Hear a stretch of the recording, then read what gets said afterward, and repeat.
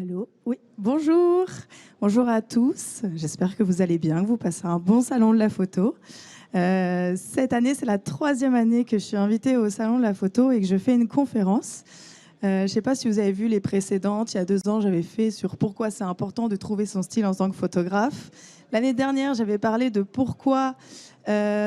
comment se démarquer sur les réseaux sociaux en tant que photographe. Et cette année, je vais vous parler de comment passer de la passion au métier et bâtir une carrière photographique sur le long terme. Désolée, j'ai un peu des problèmes de voix, donc j'espère que ça va aller, qu'elle ne va pas me lâcher en pleine presse. Alors, pour faire la petite intro, si ça veut bien marcher.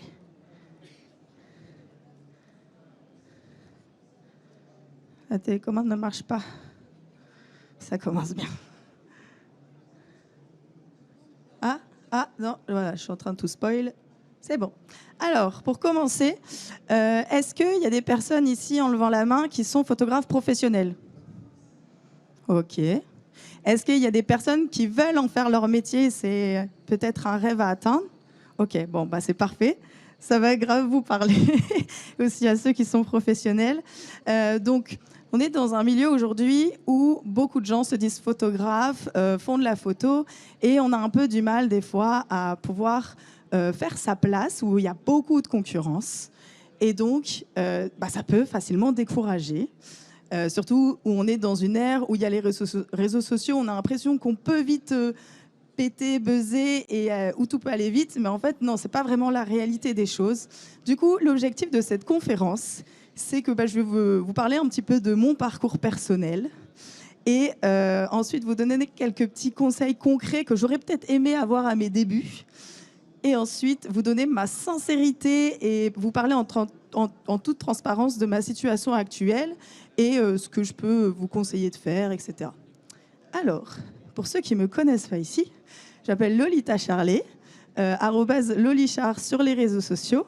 J'ai 28 ans et je suis spécialisée dans les portraits rétro, vintage, artistiques, mode, un peu tout ça. Je viens de Lille et j'ai mon studio photo à Lille aussi. Et ça fait 6 ans que je suis professionnelle. Alors vous allez me dire, bon, 6 ans, c'est pas si long que ça. Mais je pense qu'en 6 ans, j'ai fait quand même un bon petit chemin. J'ai pas 15, 20 ans de carrière, mais je pense que j'ai quand même des choses à vous apprendre aujourd'hui. Pour vous parler de mes débuts, j'ai commencé la photo en tant que passionnée en 2017.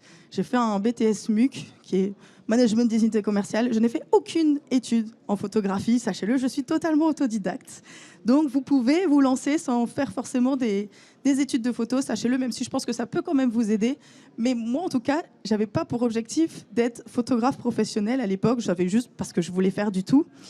Mais j'ai trouvé cette petite passion qui était chouette. Et en fait, l'été donc 2017, en juillet et août, tous les jours, je faisais 1 à 2 shootings par jour. Le soir, je rentrais chez moi, je retouchais, je postais sur les réseaux et j'ai fait ça 2 mois non-stop. Alors, je peux vous dire que j'ai très vite évolué tant sur mes compétences, j'ai vraiment bien expérimenté. J'ai assez vite trouvé mon style photo. Le vintage, ça a toujours été une évidence. Juste, il s'est, on va dire, confirmé avec le temps. Il a été beaucoup plus abouti. Pour vous montrer un petit peu ce que je fais. Non, c'est pas maintenant. Je vous montrerai après ce que je fais. C'est après. Et donc, j'ai fait ça. Et puis, je suis rentrée dans 2 années sabbatiques parce que je savais toujours pas ce que je voulais faire. Et la photo, c'était pas... Moi, je me disais, la photo, c'est une passion. C'est pas quelque chose où on peut en vivre. Donc, j'ai fait pas mal voyager. J'ai continué. J'ai commencé à me faire un peu un réseau dans le milieu, aussi sur les réseaux sociaux qui ont plutôt commencé à bien fonctionner. Et puis, en 2019, j'ai repris mes études en communication qui m'ont plutôt bien aidée aujourd'hui. Et puis, à côté, j'ai créé mon entreprise parce que je commençais à avoir des petites opportunités. Je me suis dit, si on peut se professionnaliser sans que ça devienne notre métier principal, ça peut être chouette. Parce qu'en vrai, créer une entreprise, ça vous coûte rien. Si vous faites 0, vous déclarez 0, vous payez 0. Donc, je me suis dit, bon, pourquoi pas, je suis étudiante, on va faire ça. Sauf que sur cette année-là, donc j'avais mes études, j'étais en alternance et le week-end, je faisais mes photos. Donc, comment vous dire que cette année-là, je bossais 7 jours sur 7. C'était super chouette. Mais quand on est passionné, c'était que du kiff, donc c'était chouette. Puis est arrivé le fameux Covid et le le premier confinement, que j'ai assez mal vécu parce que j'ai pas pu faire de photos, c'était très compliqué. Et après ce premier confinement, il y a eu un boom dans la photo, je ne sais pas comment l'expliquer, mais j'ai eu énormément de demandes. Sauf qu'on arrivait à la fin de l'année, j'avais mes oraux, etc. Et je me suis dit, Lolita, si tu tu passes en master, tu n'arriveras pas à jongler entre les cours, la nouvelle alternance que tu auras et la photo qui commence à prendre de plus en plus d'ampleur. Donc je me suis dit, il va falloir faire un choix entre les deux. Bon, je vous avoue que le choix était vite fait. Je me suis dit, la photo, il y a peut-être moyen, parce qu'aussi, je commençais à pouvoir dégager des bons revenus. Je me suis dit, si je me mets à plein temps, il y a peut-être moyen d'arriver à en vivre un petit peu et tout, ça peut être chouette. Je sentais qu'il y avait quelque chose à faire. J'en ai parlé à ma famille, ma mère elle m'a dit, bon, si tu veux, laisse-toi 1 an et tu verras, tu as un bac+3, ça va, t'es pas non plus sans rien. Et je me suis lancée comme ça. Mais bon, je vais pas vous... Enfin, vous savez ce qui se passe par la suite. On a eu un deuxième, un troisième confinement. Les débuts ont été catastrophiques. Mais j'ai jamais lâché. Et puis, le dernier confinement, donc c'était en avril 2021, je gagnais pas grand-chose, mais je me suis dit, je vous conseille pas de faire ce que j'ai fait, ok? Je me suis dit, tiens, je vais ouvrir un studio photo en plein Lille, mais en même temps, je me disais, peut-être, ça peut encore plus me professionnaliser. Et oui, ça a été compliqué parce que les premiers temps, tout ce que j'ai gagné, ça m'a aidé à payer mes charges et à investir dans le matos, dans mon studio photo. Donc on va dire que les premiers temps, je ne gagnais rien pour moi. Je me suis beaucoup serré la ceinture, mais bon, c'est un peu ça, le métier d'artiste. Les débuts sont jamais simples, mais en tout cas, encore une fois, j'ai encore rien lâché. Aujourd'hui, je vous avoue, tout va beaucoup mieux. Du coup, j'ai un style photo qui est hyper affirmé, distinctif. Là, je peux vous montrer des petits exemples. Non, j'ai trop spoilé. Ah, il y a du mal la manette. C'est bon. Du coup, pour vous montrer un petit peu mon travail, je vous disais, je suis dans un style assez vintage, rétro. Je fais tous les décors, je chine beaucoup. J'adore aller chiner tous les dimanches à 5h du matin. Donc c'est cool, j'ai un peu assemblé toutes mes passions en une. Je fais aussi le stylisme, je fais un petit peu multicasquette. Et du coup, ce qui m'aide à avoir un style très distinctif, qu'il y a des gens qui viennent de partout en France pour faire des photos avec moi, et c'est trop chouette. Du coup, comme je disais, ça fait 6 ans d'entreprise et ça fait 5 ans que je suis à plein temps. Je suis dans une croissance annuelle moyenne de 60% de mon chiffre d'affaires, ce qui n'est pas négligeable. Aujourd'hui, je vis très bien de la photo et les galères sont pour l'instant assez loin derrière moi. Et ça fait 2 ans que je suis ambassadrice Adobe en France, qui sont des partenaires géniaux qui m'aident dans plein de projets. Et j'ai une clientèle de particuliers qui est assez stable. Et j'ai pour objectif l'année prochaine de partir principalement avec que des professionnels. Je vais vous expliquer par la suite pourquoi. Mais en tout cas, c'est mon désir par la suite de rechanger totalement ma clientèle, ce qui est un nouvel objectif à atteindre. Mais je suis prête à atteindre ces nouveaux objectifs. Alors maintenant qu'on a parlé un petit peu de tout mon parcours et tout, maintenant il va falloir vous poser des questions. On va parler plus de vous. Si jamais vous voulez vous lancer en tant que professionnel, il faut vous poser cette question. Est-ce que je veux que la photo reste mon plaisir personnel ou est-ce que je suis prête à en faire une activité pro avec toutes les contraintes que ça implique? Parce qu'il faut comprendre que la passion, c'est bien, mais ce n'est pas toujours suffisant. Être passionné, c'est totalement différent de quand on va se mettre en activité professionnelle parce qu'on ne va pas faire que de la photo. Alors que quand on est passionné, on fait que de la photo. Quand on est pro, on n'est pas que photographe, on est aussi comptable, on est aussi community manager. On est un petit peu tout ça. On doit répondre aux mails, aux messages, gérer tous les clients. Et puis surtout, on ne fait plus de la photo pour soi, mais on fait de la photo pour d'autres. Et ça change beaucoup. Donc, est-ce que vous êtes prêts ou pas à faire ce sacrifice-là? Parce que ça change vraiment beaucoup la donne. Il faut vous poser cette question-là. Donc déjà, on va parler de structurer son activité parce que ce n'est pas une course de vitesse, c'est une course d'endurance. Ce qu'on veut faire, c'est aller le plus loin possible. Si on veut faire ça toute sa vie, il faut poser les bonnes bases, il ne faut pas se précipiter. Donc déjà, on va trouver son style photo qui fait référence à ma conférence d'il y a 2 ans. On ne va pas la refaire, mais vous comprenez bien qu'on est dans un milieu très concurrentiel. Si on veut se différencier dans tout cet océan de photographes, il faut pouvoir avoir un style distinctif. Il faut que les clients viennent pour vous, pas parce que vous avez des prix moins chers ou voilà.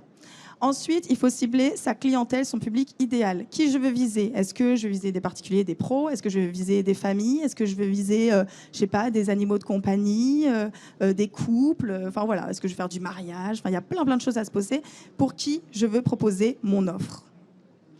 Ensuite, on va définir ses tarifs et des tarifs viables.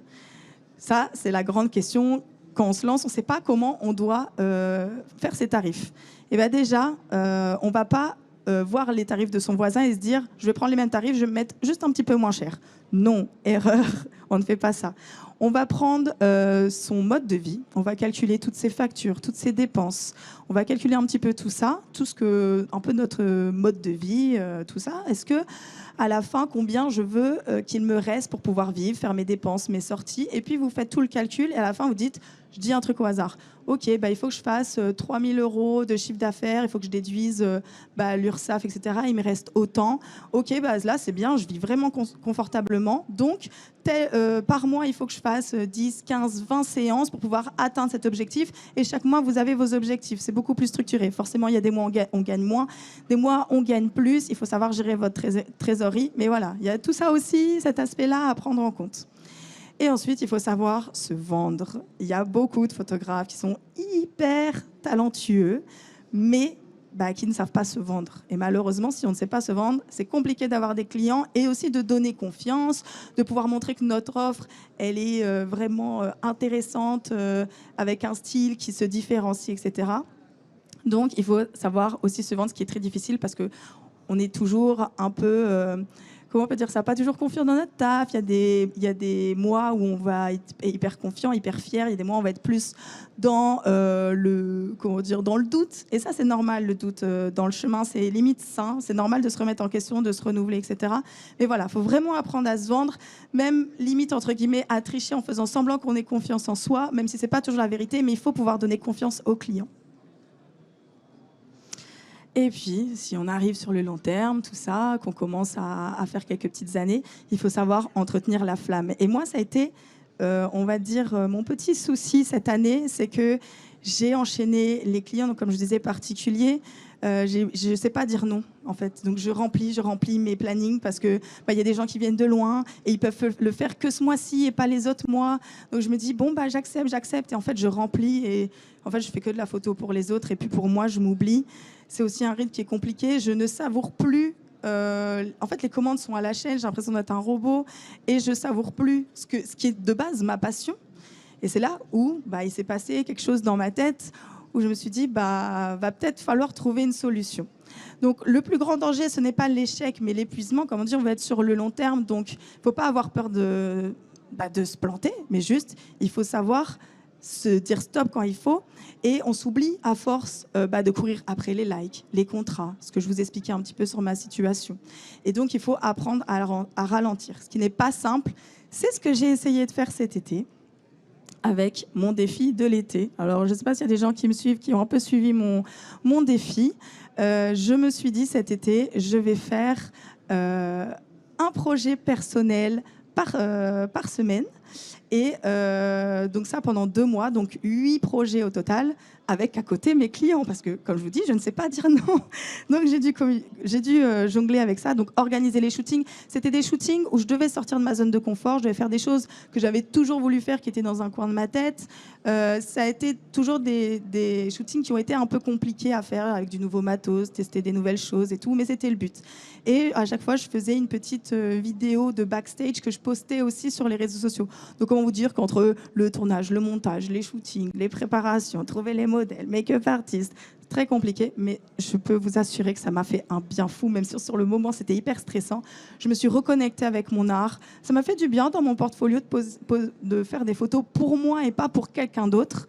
J'ai pu rencontrer plein de belles personnes. Ça a été hyper intéressant. Donc, si jamais vous êtes professionnel depuis quelques années et vous avez l'impression de faire que des photos pour d'autres personnes, prenez le temps. Moi, je sais en tout cas qu'après ce challenge-là, je vais essayer une fois par mois de faire au moins un projet comme j'ai fait cet été, qui me fait plaisir et qui me fait plaisir et qui en tout cas me fait me reconnecter avec mon art et qui me sort un petit peu de cette entreprise non-stop où ça tourne tout le temps, on est sur 1000 projets en même temps.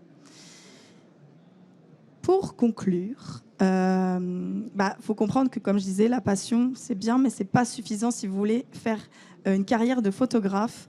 Mais il ne faut pas oublier d'entretenir la flamme, comme je vous ai dit. Donc, par exemple, avec un défi ou juste faire des projets qui vous font kiffer. Je sais que c'est pas toujours facile économiquement parlant, parce que moi, par exemple, cet été, forcément, j'ai dû quand même ralentir. J'ai un peu moins gagné, mais en même temps, cette année, j'avais tellement charbonné que j'ai pu gérer ma trésorerie. Mais voilà, il faut des fois savoir freiner et aussi se reconnecter avec son art si on veut durer sur le temps. Comme je dis, c'est pas une course de vitesse, c'est une course d'endurance. Donc, pensez à vous, pensez à votre bien-être. Voilà. Et pour finir, je vous remercie. On fait des petites questions à la fin, si jamais vous en avez. En tout cas, merci au Salon de la Photo de m'inviter pour cette 3e année consécutive. C'est toujours un plaisir de vous rencontrer en face à face et pas que juste par message derrière un écran. Si jamais vous voulez suivre mon travail sur Instagram, c'est @lolichard. Vous pouvez suivre mon parcours. Là, comme je vous dis, mon challenge, ça va être de me rediriger vers les pros. Il y a tout aussi peut-être ce sera ma conférence de l'année prochaine, je ne sais pas, mais il y a tout quelque chose qui se remet en place, c'est assez compliqué, mais en tout cas, je suis plutôt en bonne voie, donc c'est chouette. Voilà. Je ne sais pas si vous avez des questions. Oui. Est-ce qu'on a un deuxième micro ou pas? Oui. Parfait.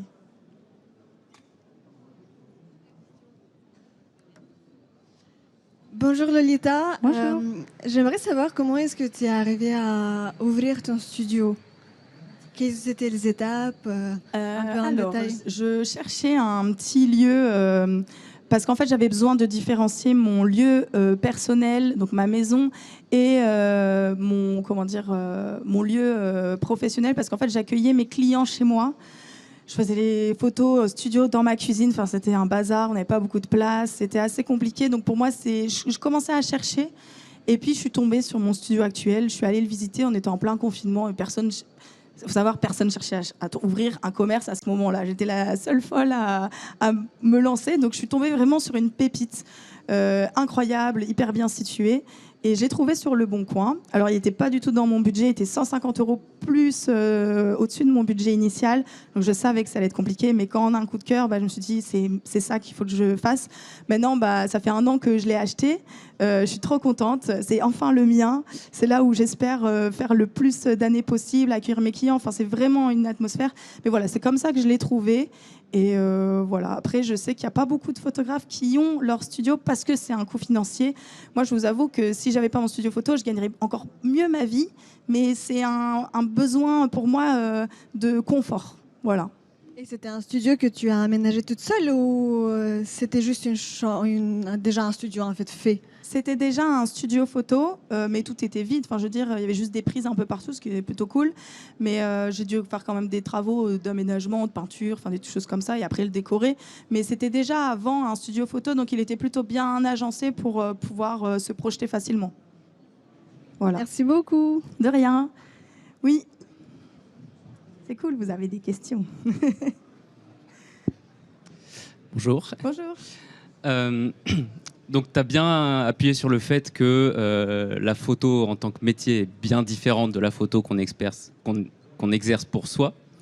Et du coup, je voudrais savoir, toi, ton ressenti, quel aspect tu préfères dans la photo professionnelle? Est-ce que ça va être la partie relation client? Est-ce que c'est la création des environnements que tu fais en studio? Qu'est-ce qui, toi, te fait le plus vibrer? Est-ce que c'est la partie édition de la photo après? Voilà. Je dirais c'est le shooting en lui-même. Parce que la préparation, c'est chouette, mais c'est quand même stressant. Il faut trouver des lieux, etc. Il y a des projets qui sont plus faciles que d'autres. Mais je pense que c'est le moment, quand je fais la photo, j'avais imaginé en amont ma photo. Je fais la photo, c'est exactement ce que j'avais imaginé. Là, je pense qu'on est au summum du plaisir, de la passion. Et après, sinon, j'adore faire de la communication, vu que j'ai fait mes études là-dedans. C'est quand même quelque chose que j'aime bien, même si c'est vrai que c'est très prenant, c'est un rythme assez soutenu. J'ai pas forcément le temps. Enfin voilà, moi, ce qui me manque, c'est le temps. Mais après, on va dire ce qui me fait le moins kiffer, c'est la compta, par exemple. Mais comme je pense plein de gens ici, quand après on doit déclarer à l'URSSAF. Mais voilà, en vrai, c'est faire le shooting photo en lui-même. Quand j'obtiens ce que j'avais imaginé, c'est la meilleure récompense. Donc même si c'est pour des clients, au final, tu as réussi à Après, garder ça dépend. Si les clients ils me proposent un mood board qui me parle, c'est encore mieux. Ça, c'est encore mieux. Après, des fois, il y a des clients qui veulent juste des shootings plus simples. Mais bon, après, c'est toujours chouette. Après, ce que j'aime aussi, c'est la relation client, c'est discuter avec eux. Donc ça, c'est chouette aussi. Mais dans la photo, c'est quand je suis sur un projet qui m'a vraiment inspiré, que j'avais vraiment imaginé, que là, c'est parfait. Voilà. Il y avait une question juste devant. Oh bah. Vous inquiétez pas, vous allez pouvoir poser toutes vos questions. Salut Lolita. Salut. J'aimerais savoir pourquoi tu voudrais te tourner vers des clients pros et un peu lâcher tes particuliers. Ça va être long. T'aimes bien. Non, en vrai, déjà, en fait, c'est une question de temps. Comme je dis, il me manque énormément de temps. Et en fait, les particuliers, en plus, moi aussi, le truc, c'est que j'ai passé le seuil de la TVA. Voilà, c'est ça surtout qui me fait changer. C'est que ça fait 1 an que j'ai passé le seuil de la TVA, j'ai augmenté mes tarifs, ce qui n'a pas du tout freiné les particuliers. Je suis plutôt contente, ils mettent le prix. Mais en fait, je me rends compte que j'ai d'autres envies d'avenir. J'ai aussi envie d'aller un peu plus loin. J'ai travaillé avec pas mal de pros et ça, j'aime beaucoup ça en fait parce qu'on me donne un brief et je fais ce que je veux. Et ça, c'est plutôt chouette. Et c'est pas les mêmes budgets non plus. Donc c'est aussi de l'influence. Donc ça relie la communication avec la photo. C'est plutôt chouette. Je vais toujours garder les particuliers parce que j'aime quand même ça. Mais je vais peut-être ouvrir que quelques petits créneaux par mois. Mais je veux vraiment commencer et c'est ce qui est en train de se passer actuellement. Voilà. Okay, Une petite réponse concise. Bonjour. Bonjour. Bon, il m'a volé ma question. Ah mince. Mais c'est pas grave, j'en avais une autre. Je voulais savoir, quand tu as commencé ton activité, comment tu as fait pour trouver des décors? Parce que tu as expliqué qu'au début, tu n'avais pas forcément le budget. Est-ce que tu faisais des collaborations avec des friperies, avec des magasins de déco, ou tu faisais comment? J'allais chiner. Et en vrai, quand tu vas en braderie, tu peux acheter des petits décors à 1 euro, 2 euros, 3 euros. Puis je suis la reine de la négociation. Donc, non, en vrai, c'est ça, en fait. Le braderie, c'est pas cher. Je crée, je bidouille. Puis bon, le vintage, en vrai, c'est pas ce qui passionne tout le monde. C'est ce qui traîne dans les fonds de placard. Donc, c'est plutôt simple, en vrai. Ça... Et après, forcément, plus j'ai gagné ma vie, plus j'ai pu investir de plus en plus. Donc là, j'achète des, on va dire, par exemple, on a vu, il y avait le siège Bulle des années 70 que j'ai retapé. Bon, ça m'a coûté plusieurs centaines d'euros. Mais ça, c'était mon rêve de shooter dans un objet comme ça de designer. Donc voilà, avec le temps, on investit. Mais en vrai, si on veut débuter avec un petit budget, on achète des petits tissus à droite à gauche, on fait de la bricole. Je vous promets que le résultat, il est plutôt chouette. Voilà. Ok, merci beaucoup. Oui, encore une question? Juste derrière. Bonjour. Bonjour. Moi, j'avais une question. C'est pour passer en fait de juste passionné à pro. Est-ce que, au-delà de faire des books, par exemple, est-ce que c'est bien de commencer directement sur les réseaux sociaux? Moi, ça a été mon chemin. En tout cas, ça a été les réseaux sociaux. Et aujourd'hui, Instagram, c'est ce qui me fait vivre. C'est toute ma com se base sur Instagram. Après, il y a le bouche à oreille. Il y a plein d'autres manières de se faire connaître. Mais aujourd'hui, à mon sens, quand on est à peu près doué dans la communication, etc., le plus simple et le plus rapide, c'est les réseaux sociaux. Même TikTok, alors moi, je ne suis pas dessus, mais en tout cas, TikTok, on peut vite aussi faire son petit chemin. Après, tout dépend de la clientèle que vous voulez viser, mais les réseaux sociaux, mine de rien, quand on s'y connaît à peu près bien, qu'on fait un peu notre plan de com', il y a moyen de pouvoir se faire connaître assez facilement. Mais en tout cas, ça peut aller vite. Merci. Voilà, de rien. Il y avait une question juste derrière. Bonjour. Bonjour. Je vais enchaîner sur la question d'avant. La partie gestion réseaux sociaux, quel pourcentage de temps de ton activité ça représente? Et côté clientèle, quelle proportion de tes clients viennent des réseaux sociaux et quelle proportion viennent du bouche à oreille? Alors là, je vais dire des données que je pense, mais c'est peut-être pas la vérité. Déjà, les réseaux sociaux, en fait, ça dépend. C'est quand j'ai du temps libre. Et en ce moment, j'en ai pas trop. Donc, en ce moment, c'est les 10-20% de mon temps. Et mes clients qui viennent d'Instagram, je pense qu'on est facile à 90%. Il y a des gens quand même qui me trouvent sur Google et il y a des gens qui, avec le bouche à oreille, à force des années, voilà. Mais sinon, c'est principalement que de l'Instagram. Aujourd'hui, si je perds mon Instagram, je perds mon travail. Donc, voilà. Oui, il y a une question tout là-bas. Je vais passer le micro. Yop, je vais aller le passer.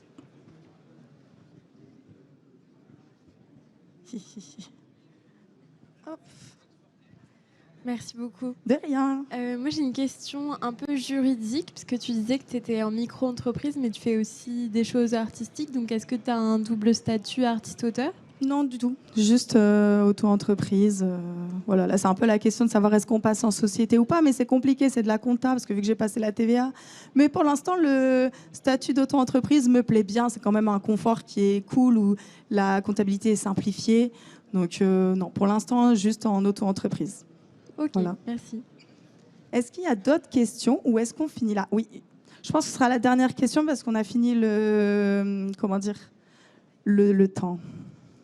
Après, à la fin, si vous voulez venir me poser des questions, vous pouvez. Hein.